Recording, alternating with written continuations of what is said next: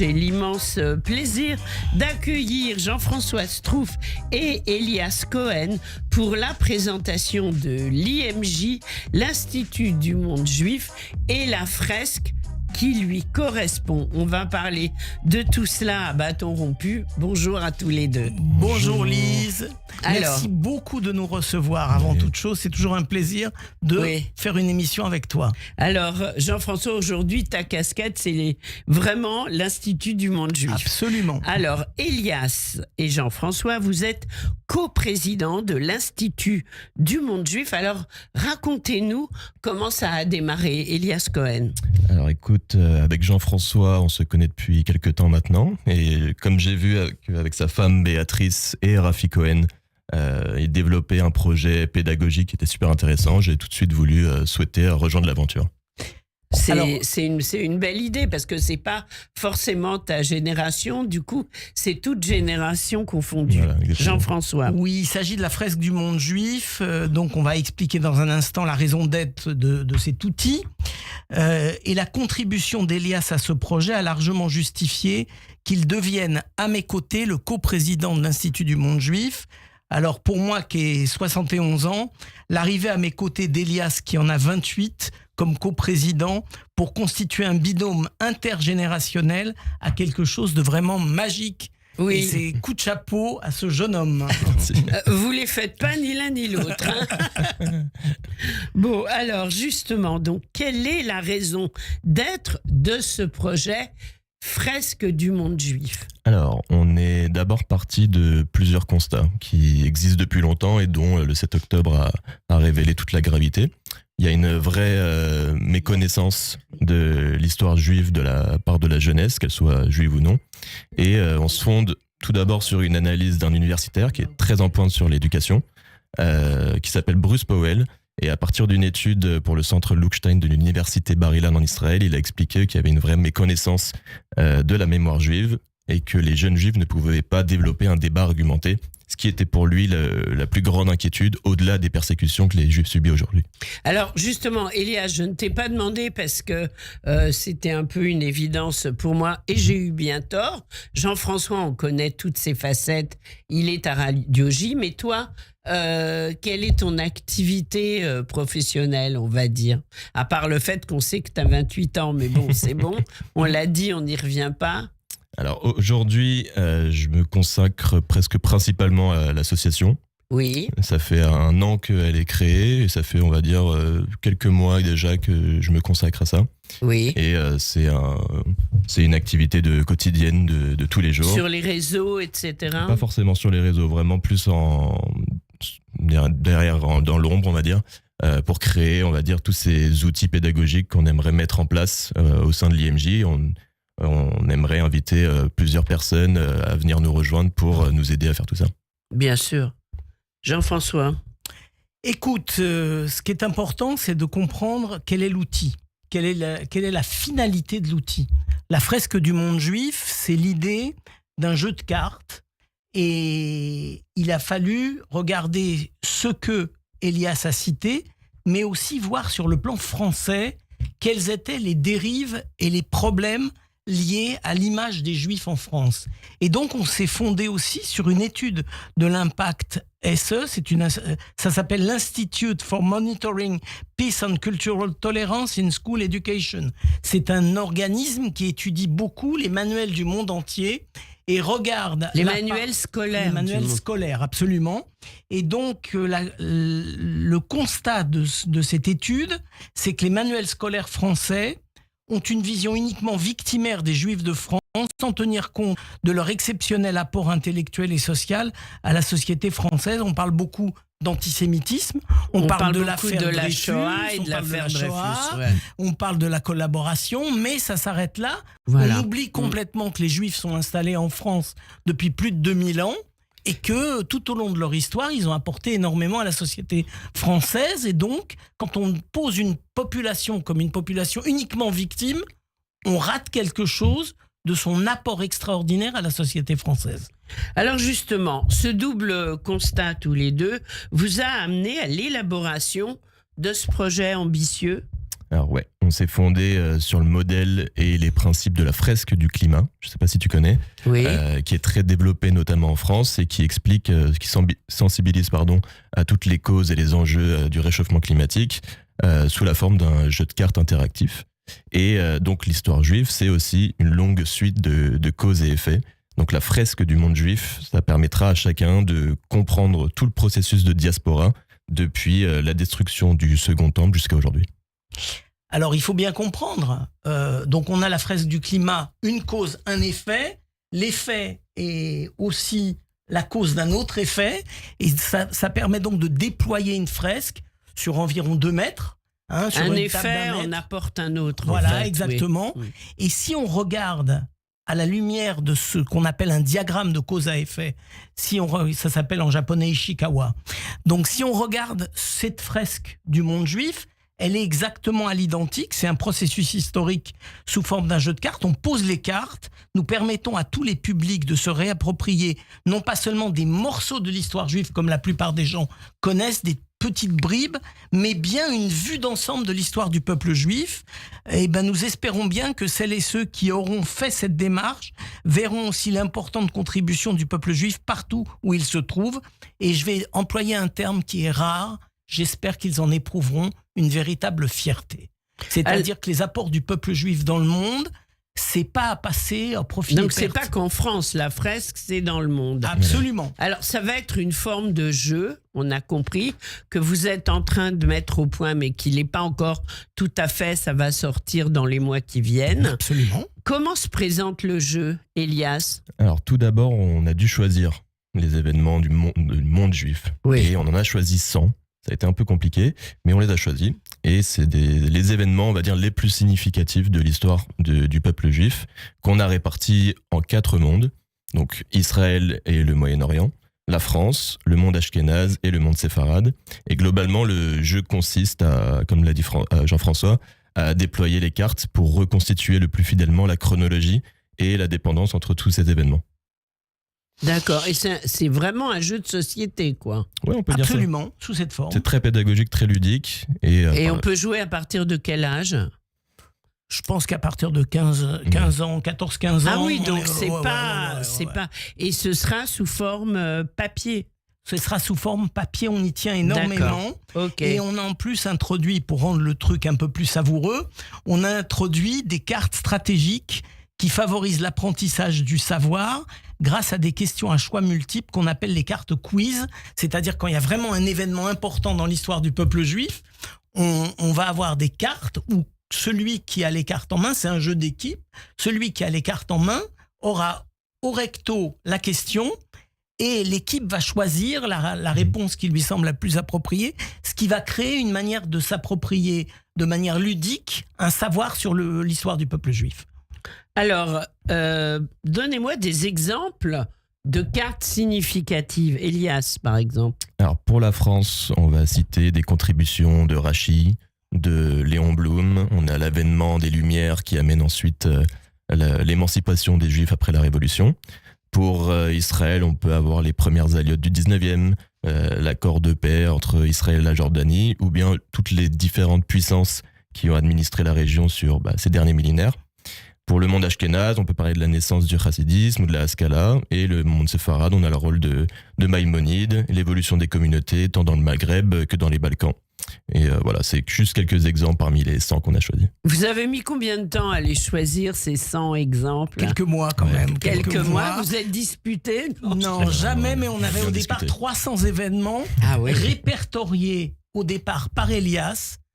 Il nous a fourni t'as vraiment un tableau fait la de 300 structure, oui. événements et on s'est dit que s'il y avait trop de cartes, on dépasserait les temps pédagogiques parce qu'on ne tient pas, par exemple, des jeunes pendant 4 heures pour faire un jeu. Il faut que ce soit limité au grand maximum à 2 heures, tout compris, et que la fresque, au bout de 2 heures, soit intégralement posée sur la table, qu'on ait répondu aux questions quiz.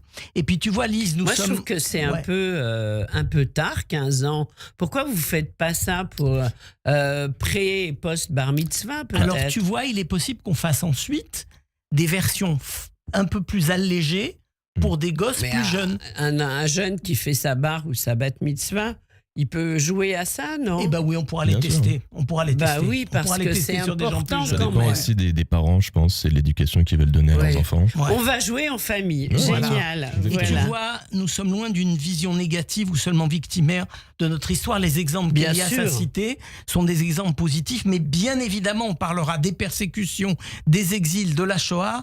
Mais il nous a fallu réduire le nombre de cartes à 100 pour rendre le jeu possible. Nous soumettons nos choix à des historiens spécialistes de l'histoire juive parce que nous voulons absolument qu'il y ait un caractère scientifique au travail que nous Ah oui, réalisons. bien sûr, tout sera vérifié. On Absolument, vous connaît. Oui, oui. absolument, ce sera très sérieux.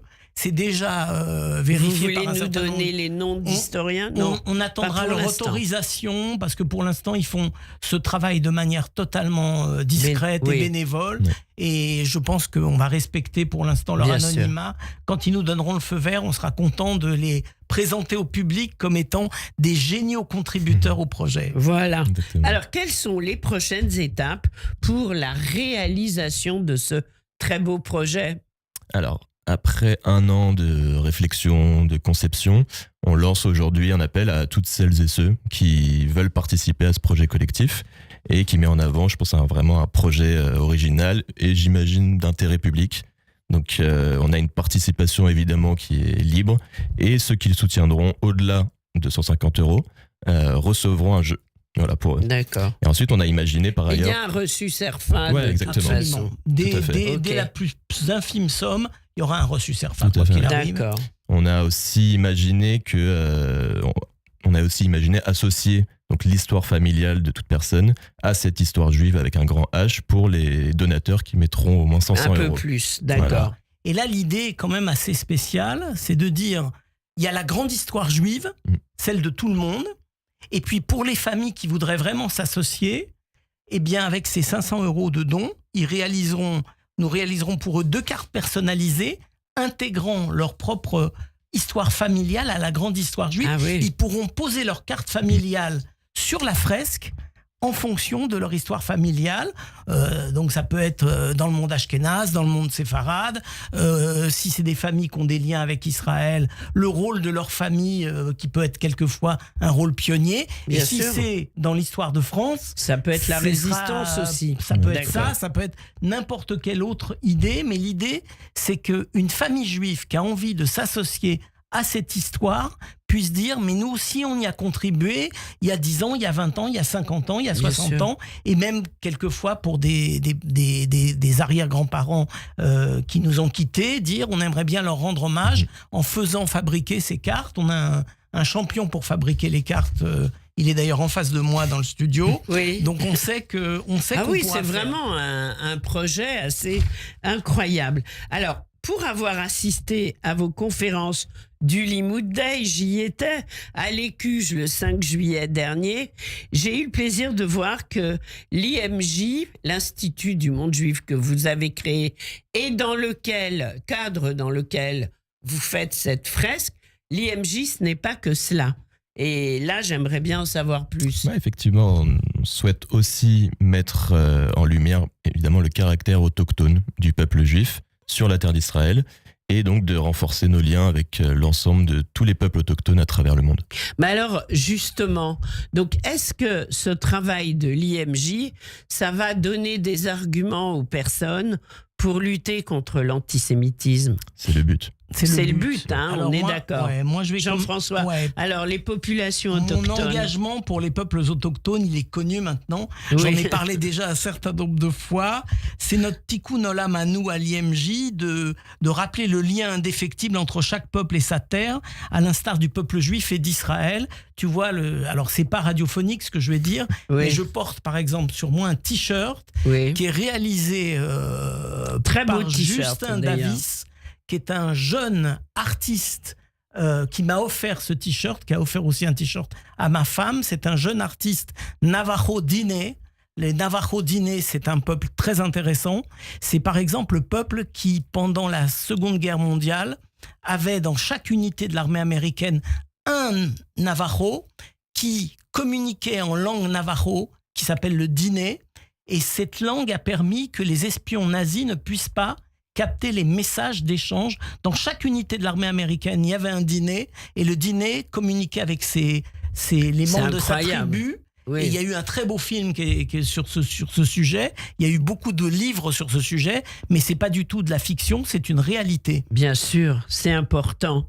Alors moi, j'avais été impressionné aussi par le logo d'IMJ qui a une histoire. Ouais, bien sûr. Alors, est-ce que Elias, tu peux nous raconter un peu l'histoire? Alors, le logo a été élaboré à partir d'une vraie photo d'une sauge qui est originaire de Judée, donc la Salvia judaica, en hébreu Marva Yehudit, et en français la sauge de Jérusalem, qui a effectivement la particularité d'avoir 7 branches et dont on dit qu'elle aurait inspiré Betzalel, donc le maître d'œuvre du Mishkan, du tabernacle, pour la fabrication en fait de la menorah. Alors, on va quand même expliquer. Donc, cette sauge, elle a vraiment, quand on voit une photo, la forme, ça m'a beaucoup impressionné, d'une menorah, Il Jean-François. en existe effectivement à 7 branches, il y en a d'autres branches, Oui. mais Il quand y en a on... même à 9, vous Oui, nous avez à Neuf, montré. on a oui. même une Hanoukia. J'ai suivi, hein. Ouais, une Hanoukia. Voilà, très bonne assistante, très bonne participante à notre conférence. Oui. Oui, il y en a à 7 branches et à 9 branches. Et alors, c'est évident que quand on met l'image de la sauge de Jérusalem en face de la menorah, on voit que l'inspiration est réelle. Alors on dit que Betzalel a été inspiré par Dieu, mais il a levé la tête vers Dieu, mais il a aussi baissé la tête vers la Vers la terre, sauge. et il a vu des sauges, non pas des choses, mais des sauges qui lui paraissaient très bien comme symbole du peuple juif, et ça c'est assez extraordinaire. Bah oui. Et ce qui est aussi, c'est l'un des symboles de l'autochtonie juive sur sa propre terre, mais il y en a d'autres. Il y a les 4 espèces de Sukkot, les arba minimes de Sukkot, hein, Oui. qu'on rappelle rapidement, le palmier, le saule, la myrte et le cédra, hein, les 4 espèces, et aussi les 7 espèces de la terre d'Israël à Shavuot, qui sont l'orge, la date, le raisin, la figue, la grenade, l'olive et le blé. Donc on voit qu'un peuple qui, dans ses célébrations, utilise ce qui pousse sur sa terre, c'est un peuple autochtone. Oui, c'est intéressant, hein, vraiment. Et si tu prends les mêmes types de relations dans les célébrations de d'autres peuples, hein, il y a les Amérindiens en Amérique, les Samis en terre baltique, Oui, ça, je me demandais. ouais, les Maoris en Nouvelle-Zélande, les Inuits du Groenland et les Papous de Nouvelle-Guinée, qui sont eux aussi attachés aux produits de la terre et qui s'en servent à la fois, quelquefois comme médecine ou comme symbole. Et quelquefois, hein, ce qu'on a pu montrer dans la présentation, c'est que ces peuples conscients du lien entre le peuple juif et sa terre prennent fait et cause pour Israël face à ses ennemis en disant là on a affaire à un peuple qui n'a pas cherché à nous coloniser mais qui est un peuple autochtone comme nous. Oui, c'est si important. Alors, si on veut en savoir plus sur l'IMJ, l'Institut du monde juif, et ses projets, on fait quoi, Elias? Alors tout d'abord, on prévoit de faire des présentations publiques un peu comme le jour du Limoud Day. La première est dès ce soir à Paris. À 19h30, donc si des Le 20 juillet, mais il y en aura d'autres après. C'est hein. ça. Oui, absolument. Oui. Donc s'il y a des auditeurs aujourd'hui qui sont intéressés, c'est impératif, on va dire, de nous envoyer un mail avant 14h à l'adresse contact@idmj.com. Contact@idmj.org. IDMJ comme Institut du monde juif. D'accord, Pour confirmer, on va dire, la présence et recevoir le lieu de la présentation. parfait. Et Jean-François. puis, contact à idmj.org, c'est aussi en nous envoyant un mail à cette adresse que nous vous ferons parvenir le lien vers les dons, les adhésions Bien sûr. à l'association. soutien en général. Le soutien en général. Alors, c'est un excellent projet. En tous les cas, c'est un projet enthousiasmant. On attend le jeu, on attend vos autres réunions pour comprendre, pour voir la fresque. Alors, merci beaucoup à tous les deux d'avoir accepté cette invitation. Mais Merci. en fait, merci beaucoup à toi. Ah oui. De Non, nous avoir faut consacré pas. cette Bon. émission et donné du temps pour présenter l'association Bah, et ses projets. On tout te ce qui sent peut passionné. aider. Voilà. Et puis tout ce qui peut aider, il faut soutenir parce que je pense que ça va vraiment aider, surtout que ça ne s'adresse pas uniquement à un public juif. Et ça, Absolument. c'est très important. Absolument. Une dernière chose à dire, Elias Cohen? Merci d'avoir consacré ce temps pour nous. Je pense que Avec tu fais joie. un peu partie de l'association au bout d'un Oui. moment. Ouais, si je peux un peu aider avec plaisir, Jean-François. Écoute, merci d'avoir été l'une de nos premières auditrices à la conférence Oui. de Non, c'est vrai, j'ai la adoré. nôtre et celle Ouais. de Rafi Oui. Cohen, qui est Qu'on le embrasse. trésorier de la maison, qu'on Oui. embrasse, et qui participera aussi à l'élaboration. Et ce soir, Et qui est il aussi sera sur aussi intervenant. Voilà, Ouais. qui est aussi sur Radio J à 16h. Merci à tous les deux d'avoir été avec nous.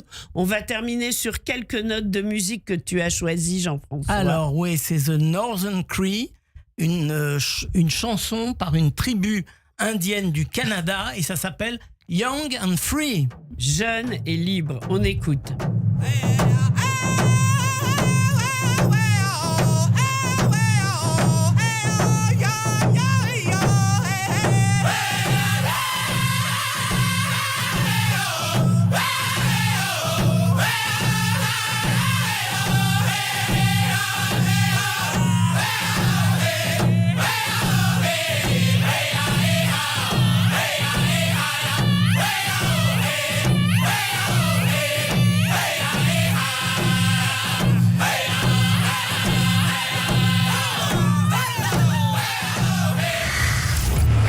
Choisir le judaïsme, choisir une histoire, choisir une transmission. Je suis Caroline Amouyal et cet été, je vous emmène